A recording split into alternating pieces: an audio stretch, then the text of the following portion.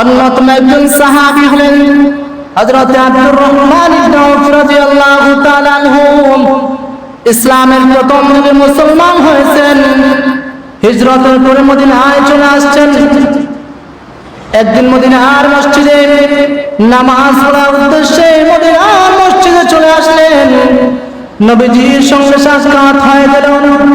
আব্বাজান কি হয়ে গেল? হযরত আব্দুর রহমান ইবনে আউফ রাদিয়াল্লাহু তাআলা আনহু নবীজির সাথে দেখা হয়ে গেল। নবীজি আব্দুর রহমান ইবনে আউফের চেহারার দিকে তাকিয়ে বুঝতে পারলেন যে কি ব্যাপার। আব্দুর রহমানের চেহারা থেকে, শরীর থেকে তো খুশবু ঘ্রাণটা কি বের হইতেছে। আল্লাহর হাবিব বিশ্ব নবী রাহমাতুল লিল আলামিন ডাকতে বলেন, রে আব্দুর রহমান, কি ব্যাপার হয় বলে বুঝতে পারলাম না, তোমার শরীর থেকে কিসের খুশবু বের হয়ে আইছে?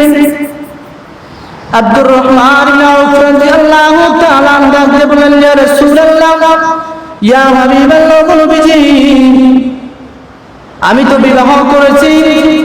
সেই দিন আমি বিবাহ করেছি, বিবাহ করার দিন আমি একটু খুশবু ঘ্রাণ আমার শরীরে ব্যবহার করেছিলাম।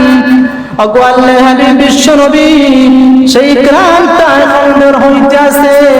আল্লাহর হাবিব সেই সুখবর পেয়ে দোয়া করলেন, বারাকাল্লাহু লাকা ওয়া আলাইকা।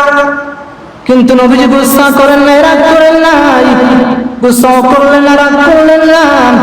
রাগ গুসা না করে আল্লাহর হাবিব বিশ্ব নবী আব্দুর রহমানকে বললেন, রে আব্দুর রহমান, তোমার এই বিয়ের মধ্যে আল্লাহ রাব্বুল আলামিন বারাকাত দান করেন। তারপরে বললেন, রে আব্দুর রহমান, শুনো, তুমি একটা ছাগল দ্বারা হইলেও তুমি অলিমা করবা। কি করবা? অলিমা করবা।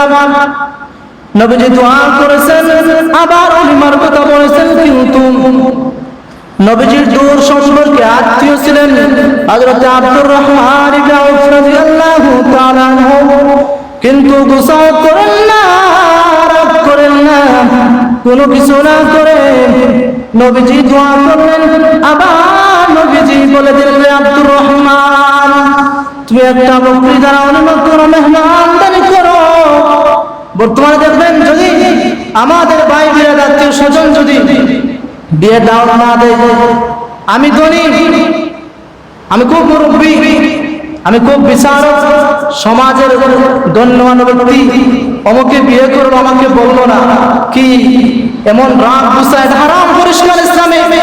ইসলাম নিষেধ করেছে, এটা মেনে নিতে পারে না। এত সংক্ষেপে আগ্রহ করে ছেলেকে বিয়ে দাও, মেয়েকে বিয়ে দাও। আমার কথা নয়, আল্লাহর হাবিবের কথা। নবীজির আরেকজন সাহাবী হযরত জাবির রাদিয়াল্লাহু তাআলা আনহু, নবীজির খুব ঘনিষ্ঠ সাহাবী। একদিন নবীজির কাছে এসে বললেন, ইয়া রাসূলুল্লাহ, ইয়া হাবিবাল্লাহ, নবীজি, আমি তো বিবাহ করেছি। কি করেছি? আমি বিবাহ করেছি। নবীজি বললেন, তুমি বিবাহ করেছো?